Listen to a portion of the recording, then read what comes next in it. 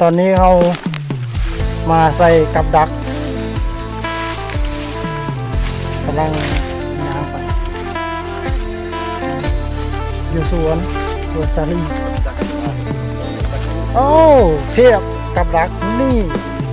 ภาษาบ้านเราเรียกว่าแหวเทียบของค่อยทำก็ได้มี2-3 ล้านเฮ้ยโมเมนต์ม้างกับค่อยระวังนะนี่วิธีใส่กับใส่นั่นนี่แหละตอนนี้จะมาหอดจุดหมายปลายทางแล้วกำลังห้องหาการเตรียมอุปกรณ์นั่นก็คือ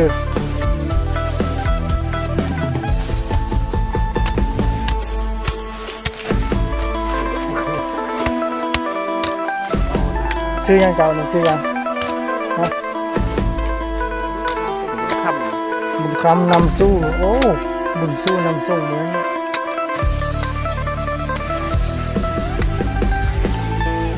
มาตามมา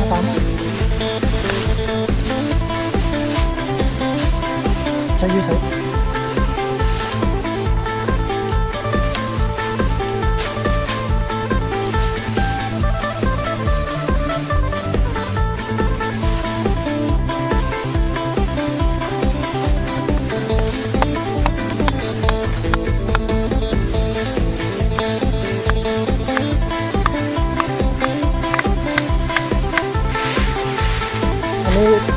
เอิญว่าอย่างก่อนเอิญว่าอะไรกระดีดกระดีดสิประมาณนี้กระดีด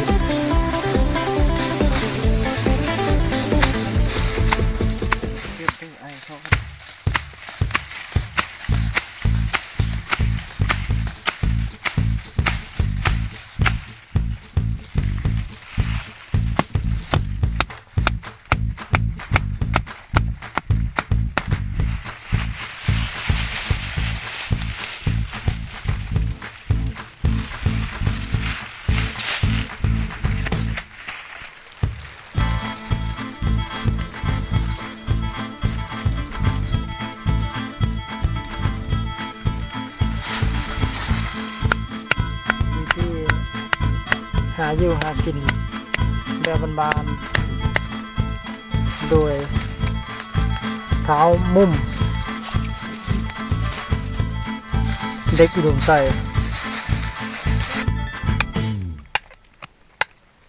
ไปใส่ละว่ายอยู่แท้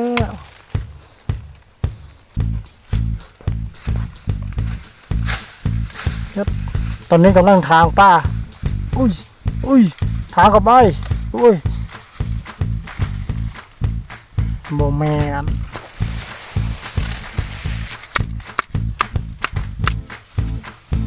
ตะแกนยากลำบากถึงมันสิยากแต่มันก็คือวิธีหากินแบบของเฮา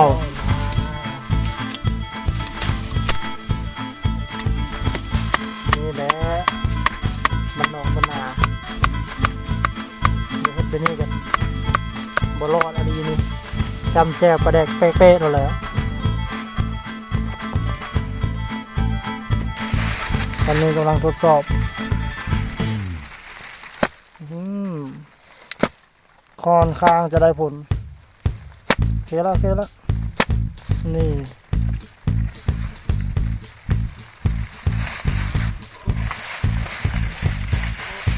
สูงสุดโอ้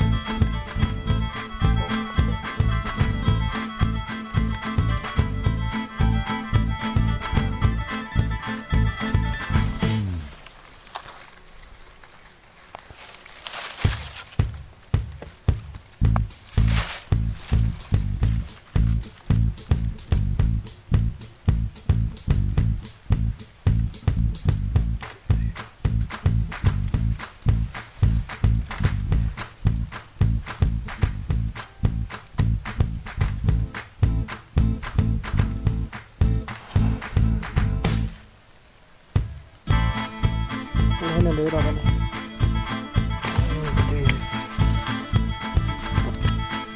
ตอนนี้อยู่ภูอยู่ผาเป็นสาวดอยแล้ว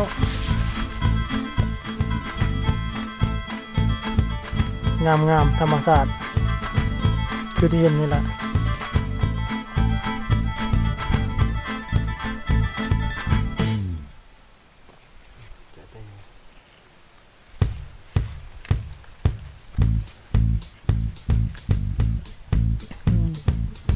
จะกินน้ำแล้วได้บ่ล่ะ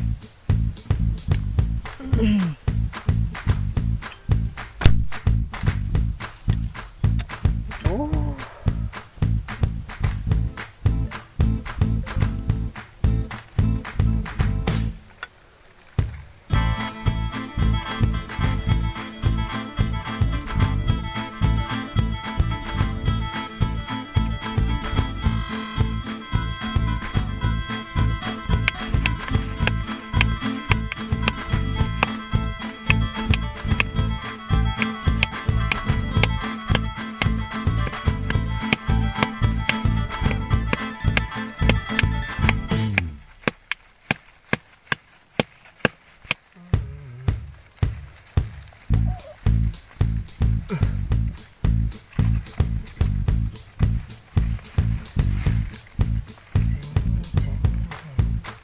บ่แน่จริงจะเห็นแบบเด้อ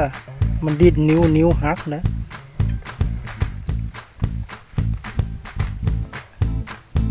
เขาว่าดันตัวนั้นนะไว้นะโอ้นั่นนะเอามันหลดไปอยู่ได้แต่ว่างงคนงงตัวเอาตัวนี่แหละอากาศร้อนๆหนาวๆบ้านเฮา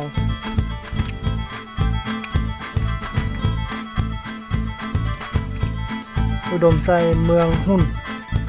สปป.ลาวปัจจุบันนี้อากาศก็แบบนี้แหละที่เห็นนี่แหละแนมกล้องแนมกล้อ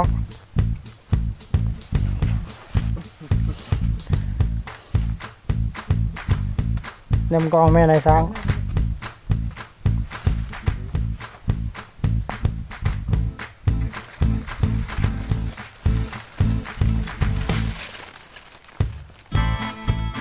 ยังขั้นตอนสุดท้ายคือว่าขั้นตอนนี้มันผ่านเลย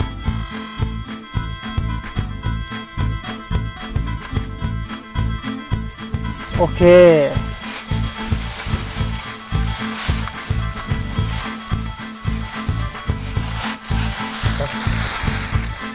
ถือว่าแล้วมื้ออื่นเบิ่งคนที่ได้ห้ามมันจะเป็นอะไรขาดอันนี้ป่ะ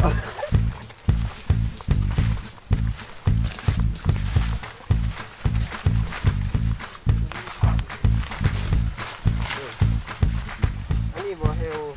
เอาแล้วนะเฮลนี่ใส่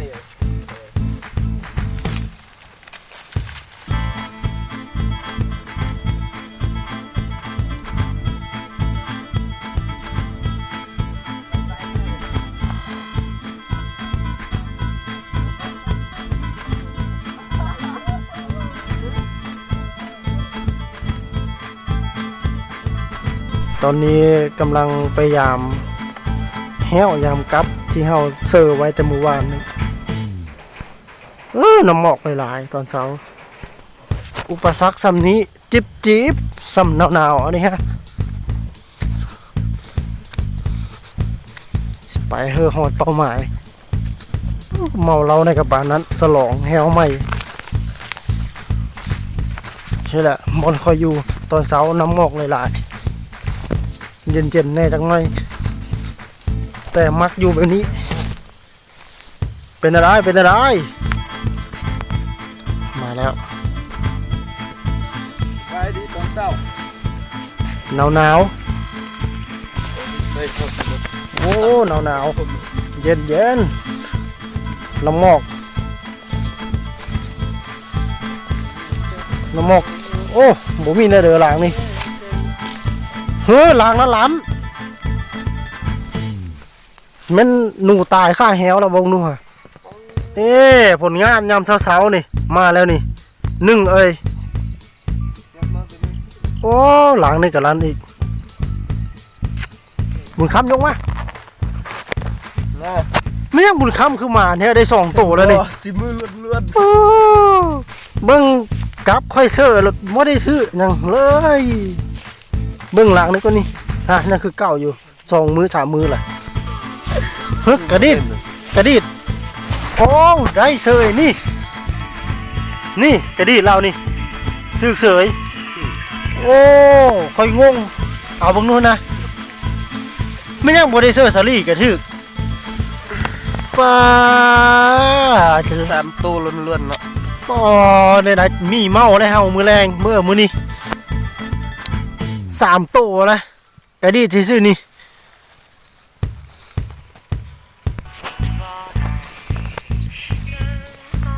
ฮะ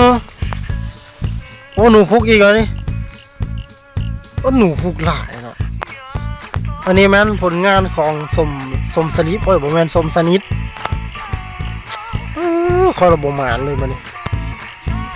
มันจะไปฮื้อตีเอาสกรรมมานี่3นี่แหละมือนี่4ตัวแล้วนายังไปล้างเลยตุบๆอยู่ตากระเดกเมาเราแต่เมื่อคืนนี่ก็มายามได้หนูน้อยตัวหนึ่งบรรยากาศยามเช้าๆน้ำหมอกเทียบเย็นๆหนาวๆบุญค้ำมานอยู่วะพาไปตามทางเลยดิมันหนาวคือไปเลยนี่ไปโม้เลยนี่นะโอ้คอยบ่เศร้าแล้วคอยจิกินต้อหันตีอันว่าสิเศร้าเราเนี่ยคอยบ่เศร้าแล้ว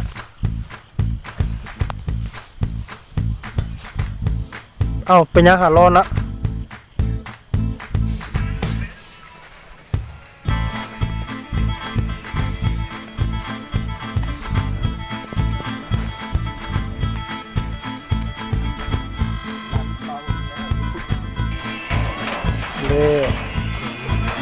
นี่ละ4 ตัวสงสัยมื้อนี้มีเมา